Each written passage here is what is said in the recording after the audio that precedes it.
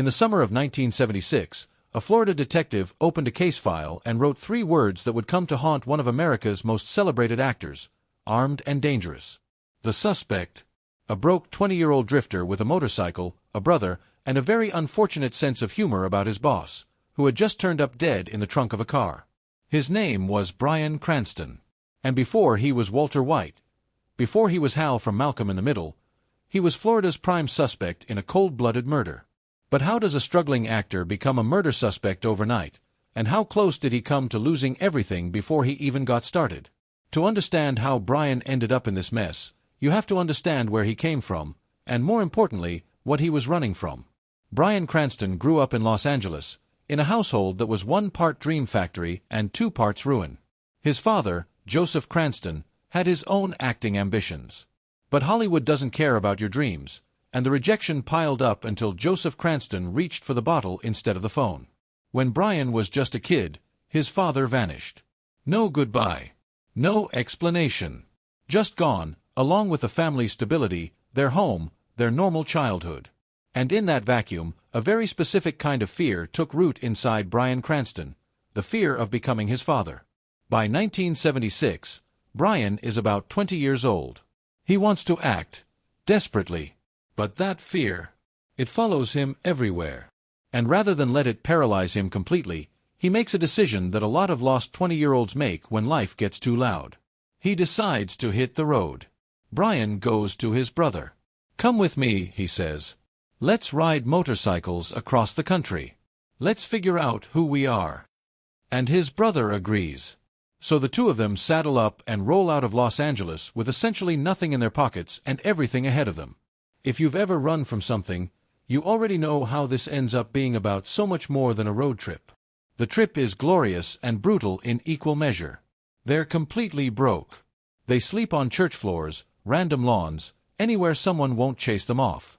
Every few hundred miles, they run out of gas money and stop at whatever town they're in to pick up some kind of work: washing dishes, bussing tables, hauling trash. And it's on one of these pit stops, in Daytona Beach, Florida, that the real story begins.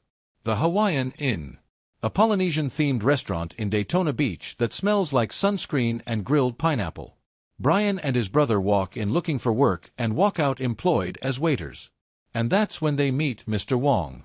Mr. Wong is the head chef. And Mr. Wong, there's no delicate way to put this, is a nightmare to work for. If a waiter makes the slightest mistake, Wong explodes. Not just a quiet word in the back. Full public humiliation. Screaming loud enough to turn heads in the dining room, berating the entire waitstaff for things that weren't even their fault.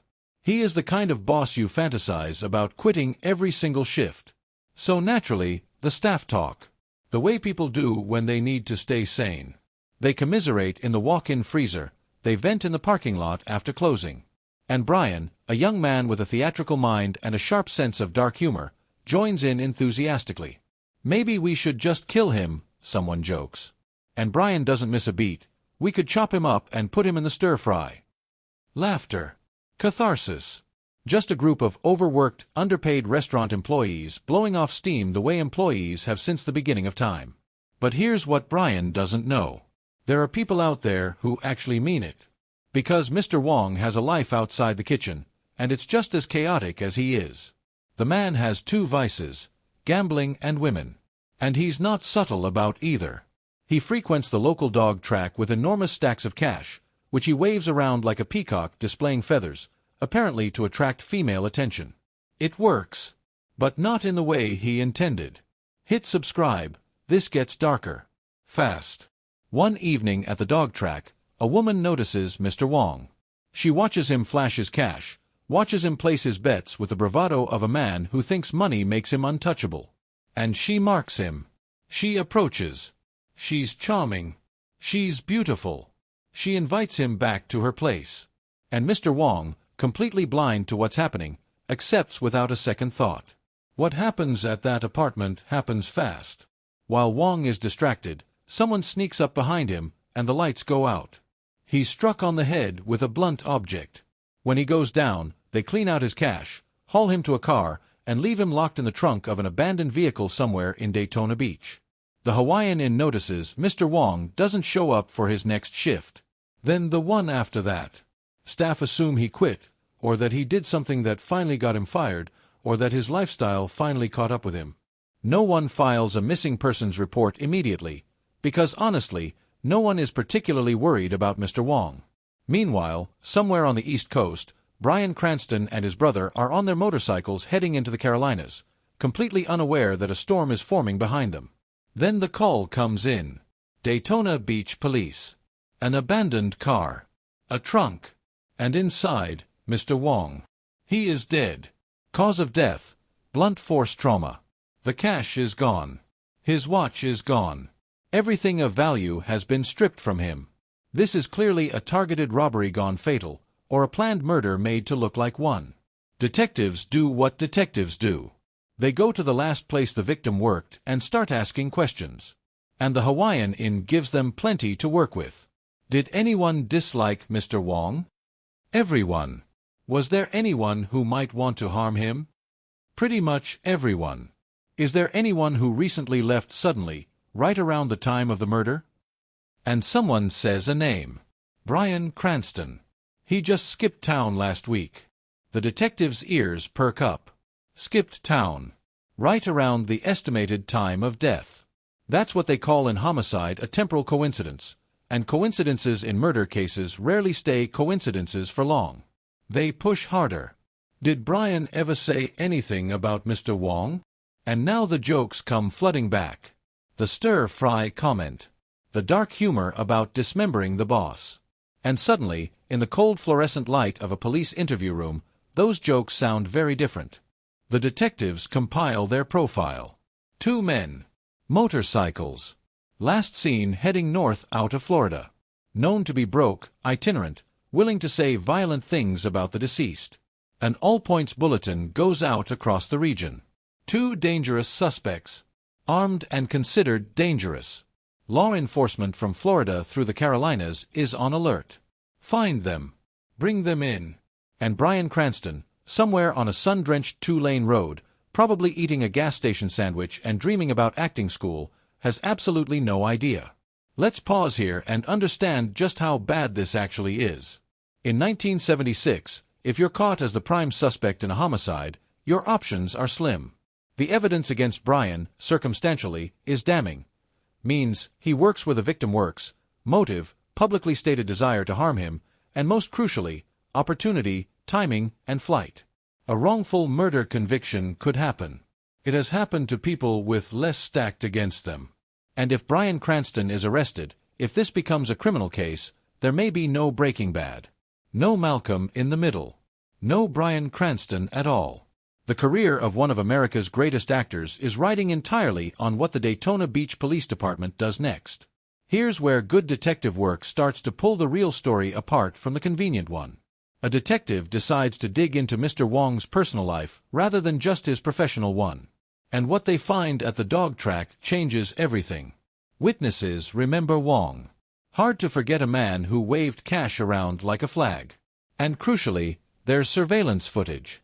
The footage shows Wong at the track. Shows a woman approaching him. Shows the 2 of them leaving together. And the woman, nobody at the Hawaiian Inn recognizes her.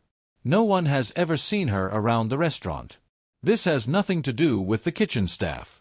The detectives now have a completely different narrative in front of them. This isn't workplace revenge.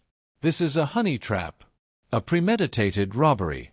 Someone knew Wong's habits, knew he carried cash, knew he couldn't resist showing off, and they used it against him. The stir-fry comments from the Hawaiian Inn start to sound exactly what they were. Disgruntled employees letting off steam, not criminal conspirators planning a murder. And Bryan Cranston, currently thousands of miles away and entirely innocent, starts to look a lot less like a killer. Don't go anywhere. The final twist in this story will genuinely make your jaw drop. The Daytona Beach detectives do something not every investigation unit is willing to do. They follow the evidence even when it leads them away from their original theory. They shelve Bryan Cranston as the prime suspect. The focus shifts to the dog track. To the woman in the footage. To whoever was waiting in that apartment with the blunt object. This is now a robbery homicide with specific, identifiable perpetrators, and none of them are a broke 20-year-old actor on a motorcycle. But the APB is still out. Bryan Cranston still doesn't know he's wanted. And the road is long. There is something almost unbearable about this stretch of the story. Two brothers on motorcycles, free, laughing, probably arguing about where to stop for dinner, while somewhere in Florida, detectives are simultaneously clearing their names and still searching for them. A case file with Bryan's description circulating through police departments he hasn't even passed through yet. One traffic stop. One overeager patrolman. One bad moment on the wrong road. That's all it would have taken. Here is the twist, and it comes in two parts. Part 1. Bryan Cranston never found out he was wanted for murder while it was happening. He had no idea. He finished his road trip, returned to Los Angeles, enrolled in acting classes, and began building the career that would eventually make him one of the most respected actors alive. Part 2. He only learned the truth years later, when he told this story publicly himself, apparently having pieced it together retroactively from what the police eventually traced and what former Hawaiian colleagues later told him. Think about that for a moment. There is a version of Bryan Cranston's life where he is pulled over on a Carolina highway, where he's handcuffed and transported back to Florida, where he sits in a holding cell trying to explain to a detective that the stir-fry thing was a joke, and the detective doesn't believe him. That version of Bryan Cranston never becomes Bryan Cranston. Never plays Hal. Never says, "I am the one who knocks." Never wins 4 Emmy Awards. The margin between those two lives is terrifyingly thin. And here's what elevates this story from a strange Hollywood anecdote to something actually worth sitting with. Bryan Cranston went on that road trip because he was terrified. Terrified of becoming his father. Terrified of failing at the one thing he actually wanted. And on that trip, in a Polynesian restaurant in Florida, joking about a terrible boss, he unknowingly came within a thread of having that fear confirmed in the worst possible way. Not by his own failure. By pure, random circumstance. Life is not fair. Fate is not just. The real perpetrators of Mr. Wong's murder, the woman from the dog track and her accomplice, were eventually identified and pursued by Daytona Beach investigators. The robbery-homicide case was built around the physical evidence at the apartment and the surveillance footage.